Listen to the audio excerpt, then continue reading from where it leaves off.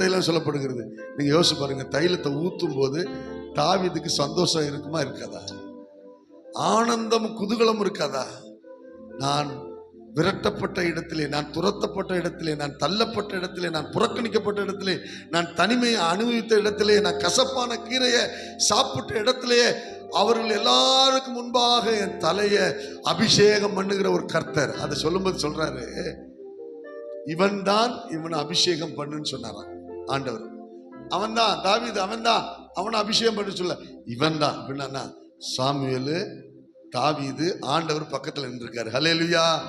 நீங்க போற பாதை எவ்வளவு வெறுமை கடினமான பாதையா இருந்தாலும் தேவன் வந்து உங்க பக்கத்துல நின்று உங்களை அங்கீகாரம் செய்யக்கூடிய ஒரு நாள் வந்துகிட்டே இருக்குது.